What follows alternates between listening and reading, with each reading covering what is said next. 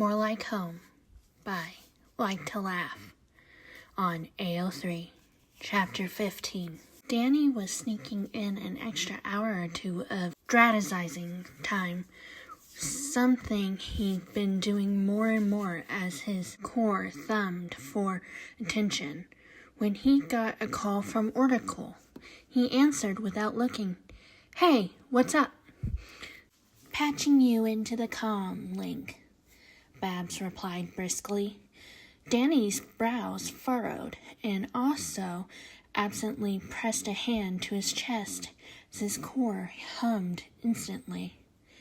"Is everything all right?" he asked. He got an answer when the audio from the comm link started to come in. "How are you doing this?" Skulker bellowed, audibly indignant. Danny winced at the sound of distant explosions, but the absent sound of collisions or pain. He figured everyone was fine.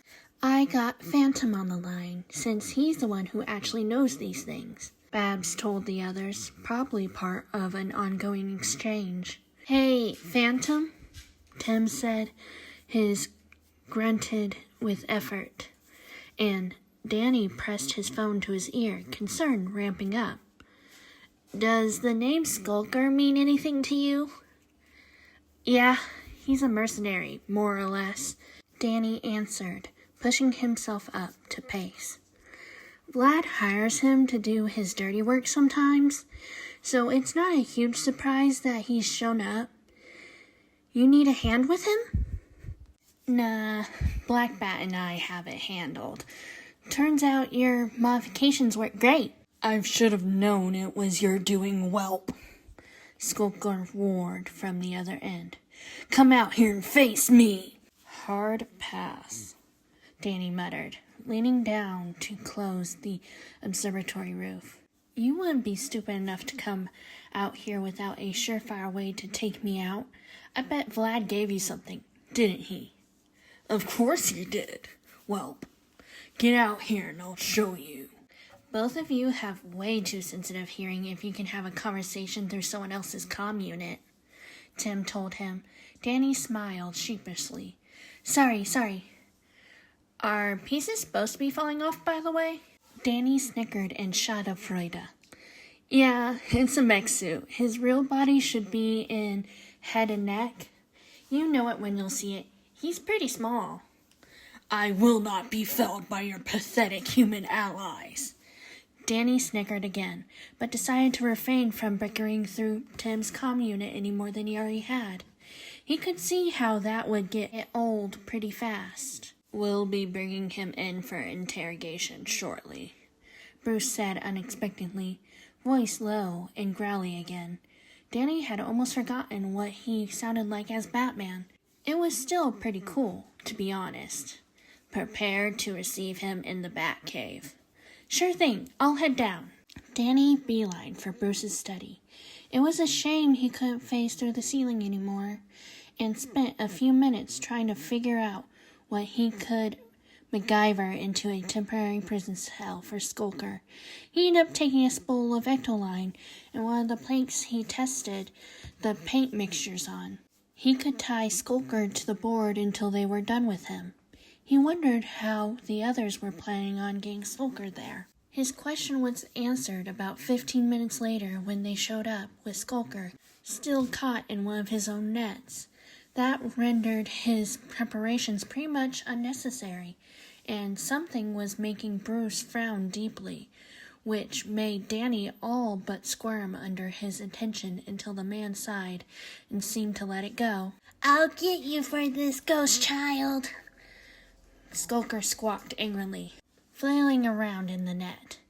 Cass heaved it up and stared at Skulker curiously, and Skulker lunged, making it swing. Bruce considered Danny for a few moments, then nodded at Cass. "Black Bat, hand over the ghost. He knows them best."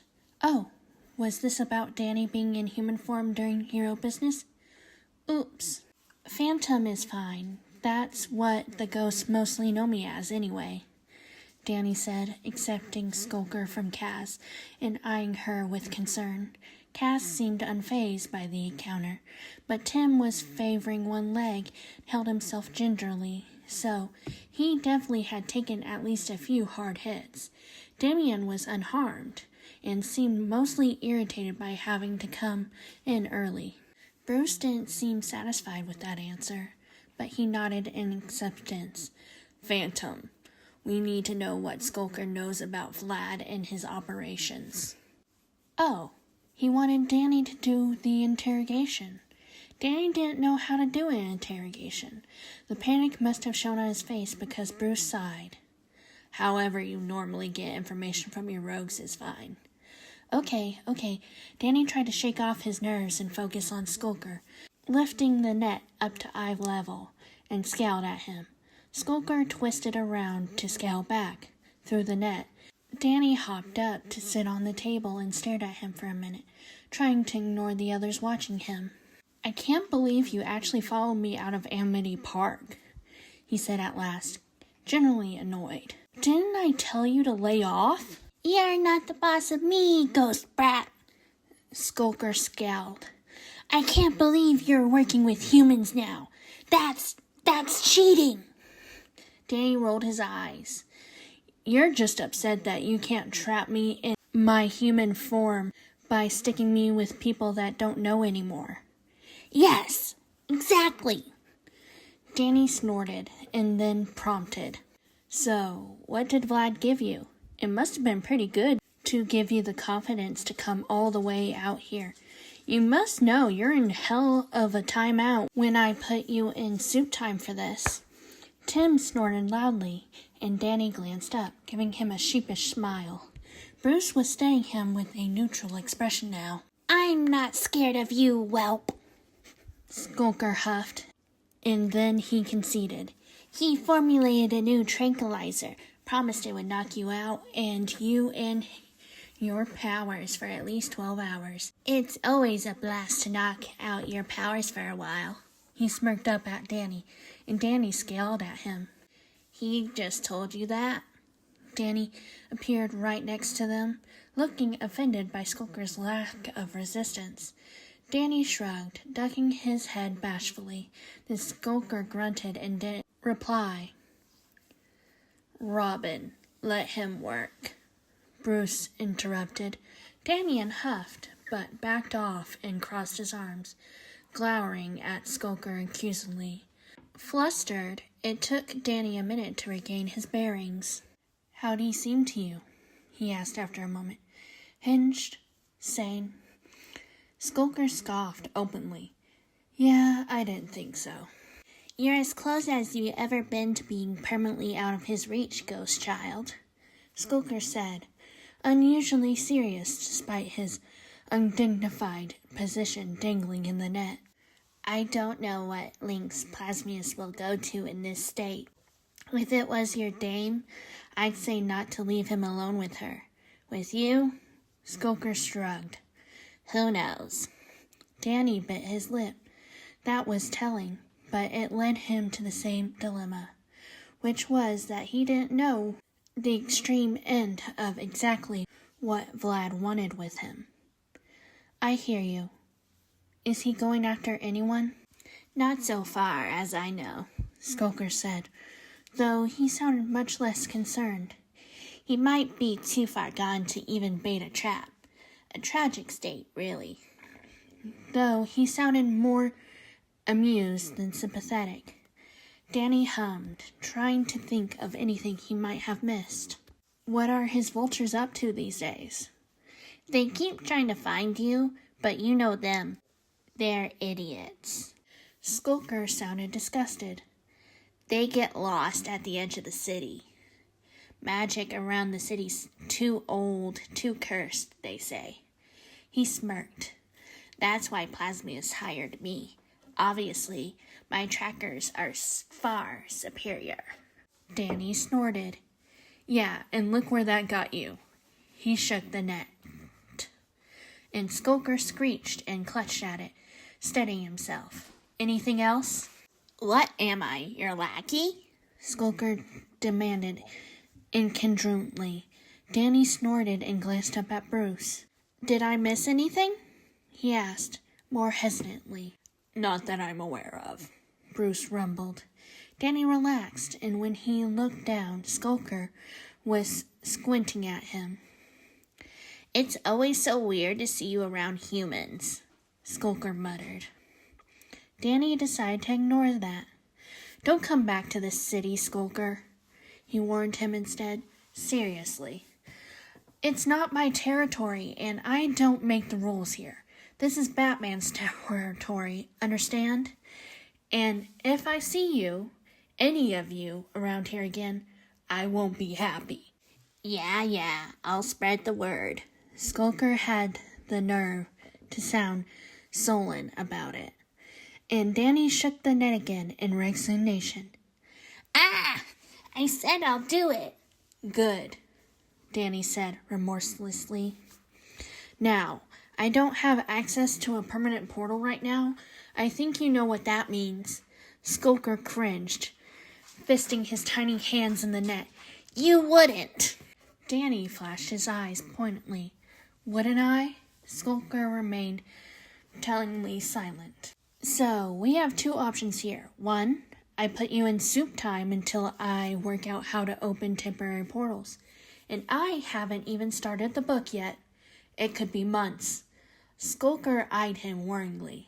They'd known each other for long enough that he could tell Danny was serious. Danny let that linger for a moment before he continued. "Two, I let you go. You don't show your face here ever again. Which one sounds better?" He let some menace creep into his voice. "Option 2, Skulker conceded reluctantly. Danny nodded, but paused when someone cleared their throat. "Right, an audience." He glanced up sheepishly. "Letting him go is a security risk," Bruce growled. "You have no reason to believe he'll keep his word," Tim agreed, frowning at Skulker. "Especially if he works for Vlad as often as you say." Danny blinked, oddly thrown off by the warning before he managed to reorient himself into human thinking. Right, because humans were like 3 times more likely to lie and manipulate than ghosts were. And a lot of humans had a hard time aligning themselves to ghost thinking. How do you know he won't come right back here the first chance he gets?" Tim pressed. Skulker rolled his eyes. "Humans are so paranoid," he muttered. Danny shrugged, shifting uncomfortably to his feet. He wasn't sure how to say this because he knows if he does, I'll kick his ass, but good in a way that wouldn't sound like useless peacocking to a human. To his relief, Bruce seemed to come to an understanding on his own. "You're confident he'll stay out of Gotham?" he checked. Tim and Danny both turned incredulous looks on him, but Danny relaxed, reached up, and bit his thumb thoughtfully. "At least until he hears I can open up my own portals," he decided after a minute.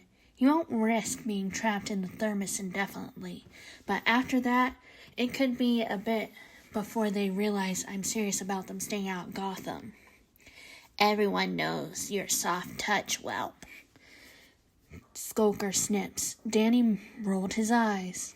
"Gotham has enough problems without adding the sort of property damage ghost attacks cause," he said earnestly.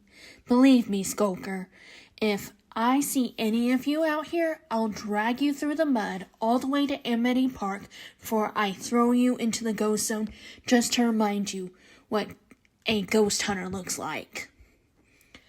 Okay, ancients. I said I'll spread the word." Skulker looked appropriately disgruntled. "You're no fun."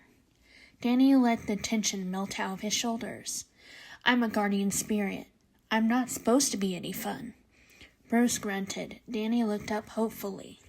Bruce studied him for a moment, then nodded. "Black Bat will release him outside the city. I'll show you the appropriate protocols for bringing outsiders in and out of the Bat Cave later." Danny smiled sheepishly, realizing that he hadn't thought of that. Of course, that'd be a security risk, even with the Batcave painted in faceproof material. Okay, thanks, B. He turned and held out the net to Cass, who took it with a nod.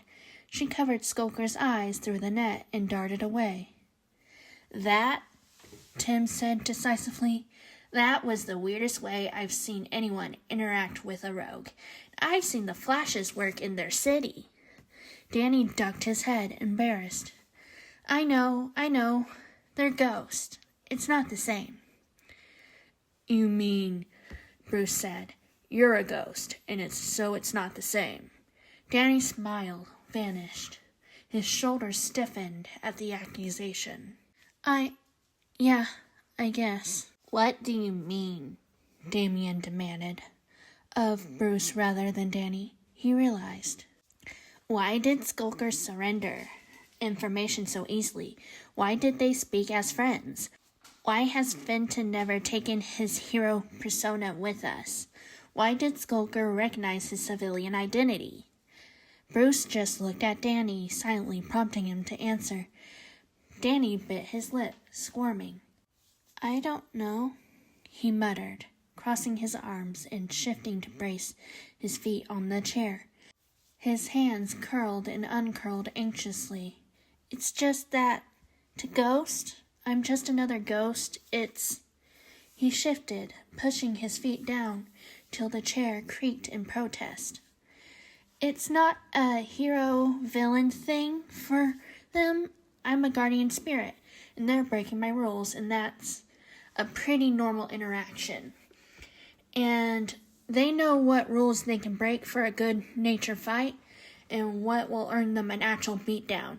He shrugged, fingers digging painfully into his arms. Bruce grunted. And you both realize that you're the more powerful ghost, he said unexpectedly. So he's behaving submissively. Yeah, Danny couldn't look at them. So, friends?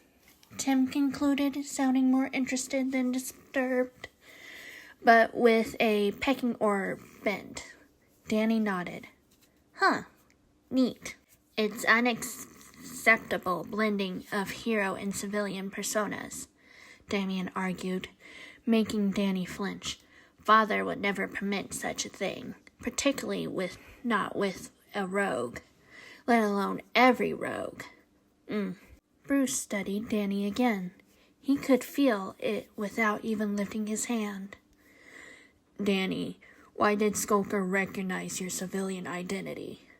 Oh, Bruce wasn't going to like this, was he?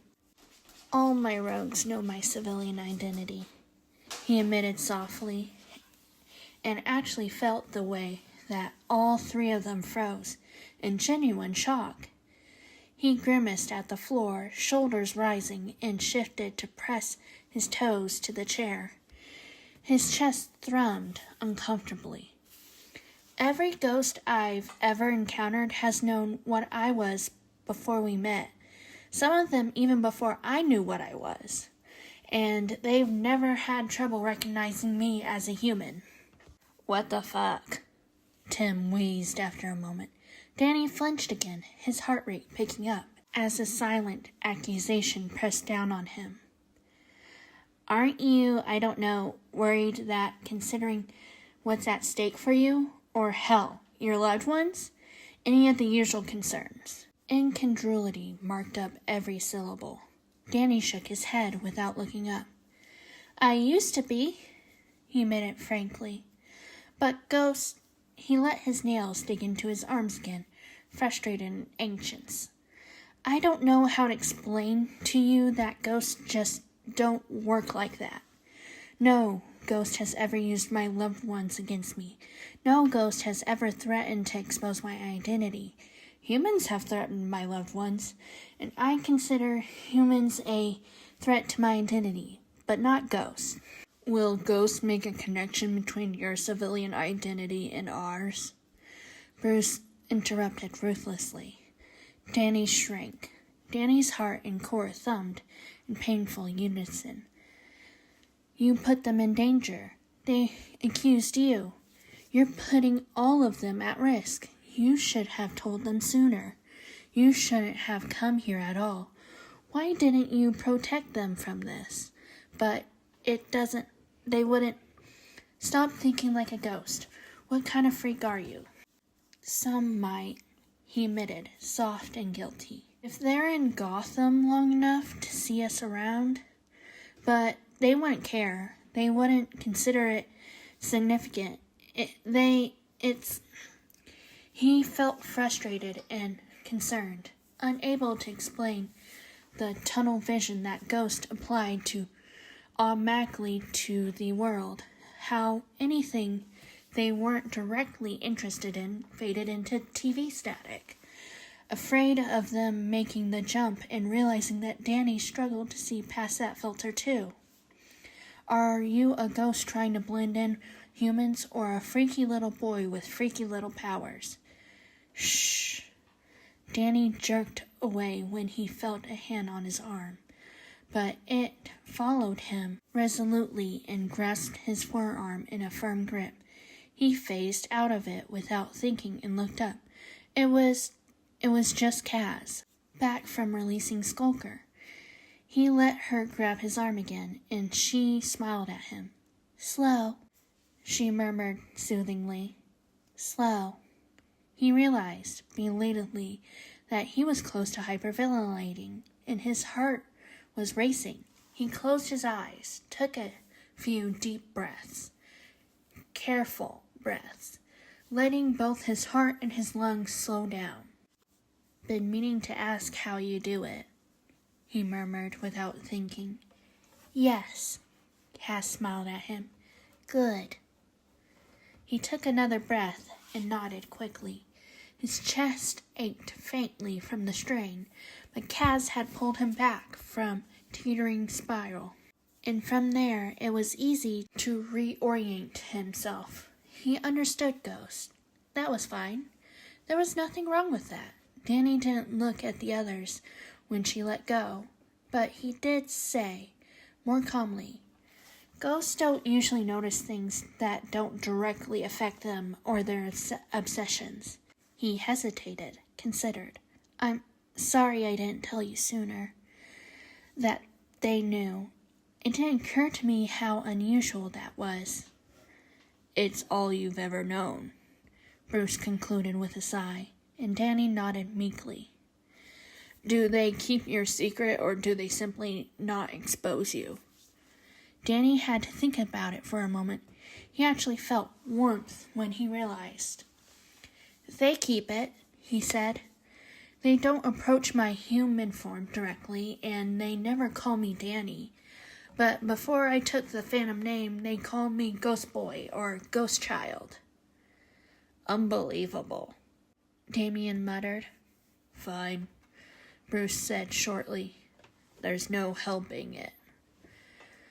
Danny cringed.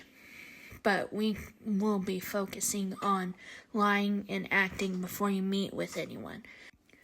We can't afford for your secret keeping to be subpar. Danny nodded quickly, and Bruce paused, frowning at him. I'm aware that ghost psychology is not well suited for deception and concealment. We will spend much time on it as necessary. This isn't a deal breaker. Danny understood. We can fix this. Danny all but melted in relief. I'll do my best, he promised.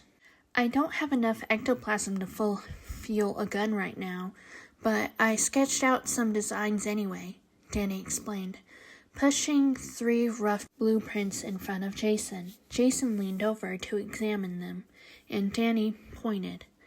This one would theoretically have the most piercing power and therefore act more like normal gun. This is more standard design, so it's mostly conservative, but it does have some burn damage too. And this one is another standard design, but it is disguised to look like a normal gun. Danny had put a lot of thought into this. What are the advantages of the standard design over the bore? Danny had been asking Jason to come by and pick out his new gear for weeks, in between questions about Gotham and the Waynes, but Skulker's attack had finally pushed Jason into agreeing. Like hell, he was getting caught with his pants down because he didn't like to come to the manor too often, even if a part of him was still deciding how to feel about the half-ghost kid Bruce had taken in. The knockback, Danny responded promptly. He peeked up at Jason, earnestly asking him to like it. So much little brother energy from this kid, honestly. The enhanced speed and strength that ghosts have is easier to deal with if you can keep them at a distance. And since they don't have vital organs anyway, piercing power doesn't have as much of an impact. That distracted Jason. Ghosts don't have organs? Danny shook his head and then amended. I do, but I'm, different. Most ghosts have a pretty malleable form, so unless they, really invested in having organs, they don't. Most of the time, they don't even have bones. It wasn't that Jason didn't like Danny. Danny was a nice enough kid, playful like a robin, shy like a kicked puppy, eager to help despite that. But the casual way Danny talked about death, how comfortable Danny seemed with the topic, something about it just got Jason's hackles up. Talking to Danny was like facing his own death and realizing he never fully come to terms with it. The thinly veiled disappointment on Danny's face when he realized it too was the cherry on top. Jason wasn't sure how to react to that, so he brushed it off for now. How about a piercing gun that looks like a normal one and a blaster that, he squinted at the blueprints, that's not like your parents' guns? Danny shook his head. I modified the design so it would fit in a normal holster. My parents like their weapons to look really sci-fi, so no one mistakes them for normal guns, but even the ones I wasn't going to disguise are really just green accented. Jason nodded. That made sense. Can you design the blaster so it looks like one of those?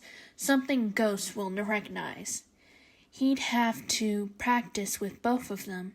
He never worked with energy guns before, but having one covert and one obvious weapon appealed to him. It took a moment for understanding to blink on in Danny's eyes, and he smiled. Yeah, I can do that. Danny rolled up the blueprints and put them away. Jason asked the question that had been bothering him for a while now. You're pretty comfortable with giving out weapons that hurt you. Bruce would have figured something out regardless, but considering the near invulnerability Danny's intangibility assured him, it seemed reckless to give out workarounds so freely. Danny smiled, vanished, and he turned away quickly, stashing the blueprints near the new lab fridge. It's important to me that you're able to defend yourselves against ghosts, he said after a moment, then softer. And I don't get a lot of chances to apply what I know like this. That didn't make sense. Your house had a lab, didn't it? Weren't you allowed to work in it? Belatedly, it occurred to him that reasonable people don't let kids work in the labs unsupervised. Then again, no one could accuse Danny's parents of being reasonable. I didn't have time, Danny said, with an edge of frustration. Vigilantism took pretty much my whole life. I wasn't keeping up with school, my social life was a wreck, and my home life was even worse. I barely even had time to eat and sleep some days. If I was working in the lab, it was just to sabotage my parents' stuff. He shrugged. I had ideas, mostly just thinking, but working on them wasn't ever an option. He sounded bitter about it, and Jason scowled at the image Danny painted. "You don't have to do that anymore," he reminded Danny. "You don't have to be a vigilante. Bruce isn't going to make you, and if he tries, you let me know." Danny had given up enough of his life to protecting other people. He deserved some time to actually be a kid and make sure that he was on the right track for whatever he wanted to do in his civilian life. Hell, he wasn't even a native Gothamite. He didn't owe their city anything. Danny winced, though a shadow passed briefly over his eyes before he turned back to Jason, leaning back on the counter. "I kind of do have to," he admitted, reaching up, rubbing the back of his neck uncomfortably. "You remember when we talked about ghost obsessions, right?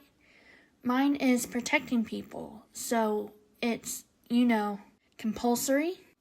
Jason clenched his fist and focused on breathing, though the wave of rage that wanted to crawl up.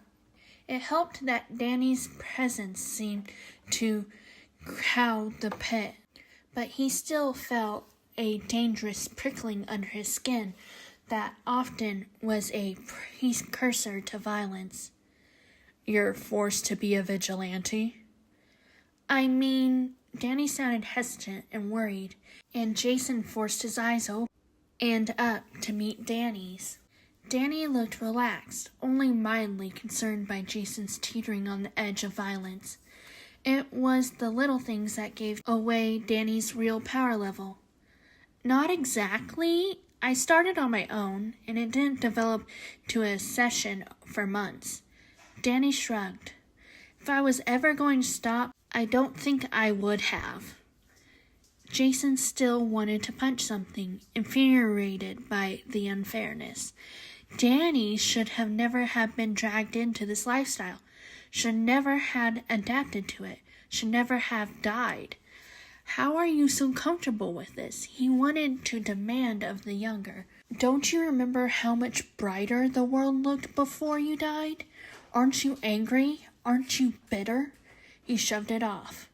It wasn't the 16-year-old's job to deal with Jason's unresolved grief. "What do you mean?" he asked at last, his voice coming out raspy. Danny ducked his head, dropping his gaze away from Jason, and shuffled self-compulsory when he stood. "Dying didn't take anything away from me, or add anything new," he said after a moment. "It just changed how my brain prioritizes. Things that always mattered to me matter more. Things that I cared about out of obligation don't matter as much. I don't mind it most of the time. It's just me, amplified."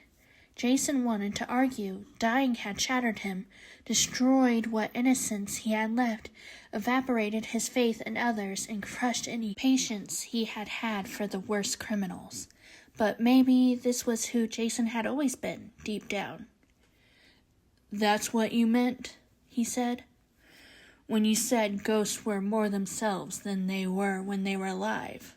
Danny nodded, and Jason caught a hint of the same hopeful, uncertain look that Danny had worn the last time Jason had brought this stuff up.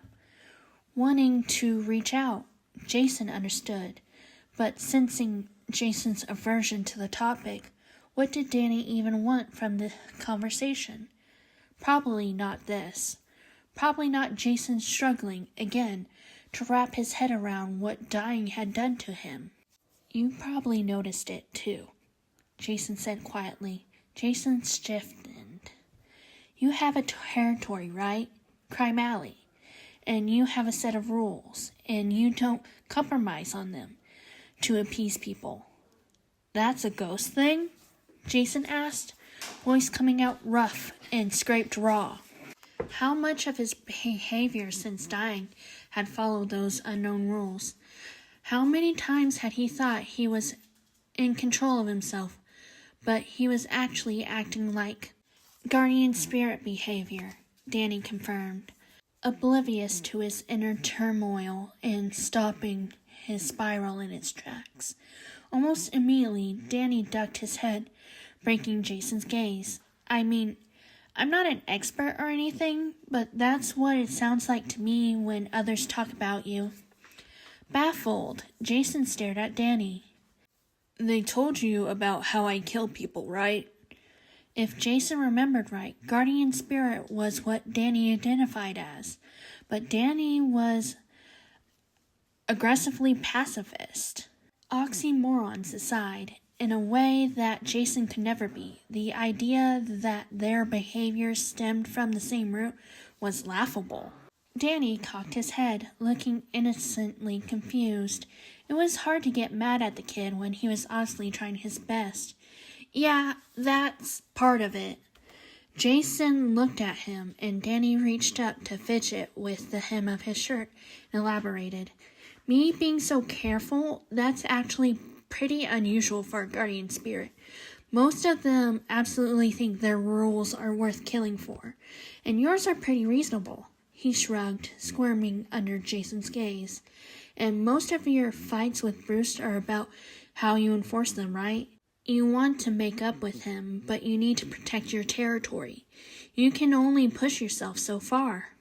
Okay, it was hard for Jason to get his head around, but it was also the most accurate description he had ever heard about how he felt about Crime Alley, how enforcing his rules had become his driving force, how nothing was more important to him than making Crime Alley as safe as he could make it, how hard it was to compromise with Bruce when every inch he gave weakened his ability to protect his people.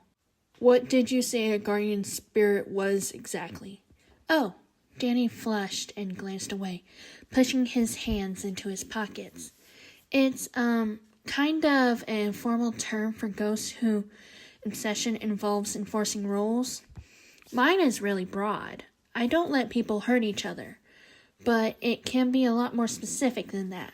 I know another ghost that just punishes bullies, but it was the territory thing that really gave it away. Guardian spirits are the only ghosts that get territorial like that. Jason's throat felt tight. It was better feeling than last time, like he was being understood for the first time. Did you tell Bruce about any of this? He managed after a moment, not sure which answer he was hoping for. Danny shook his head. I don't like talking to humans about ghost psychology, he admitted quietly. It weirds them out, and I know you're kind of uncomfortable with the idea of being ghost-like anyways. He looked disappointed by the thought, and Jason wondered again what Danny actually wanted from him. Was there something he wanted to talk about, or did he just want to feel less alone? It was probably pretty lonely for the only other of your kind to be a dangerous creep. Was Jason close enough, whatever he turned out to be? Wouldn't be so bad to be like you, Jason said bravely.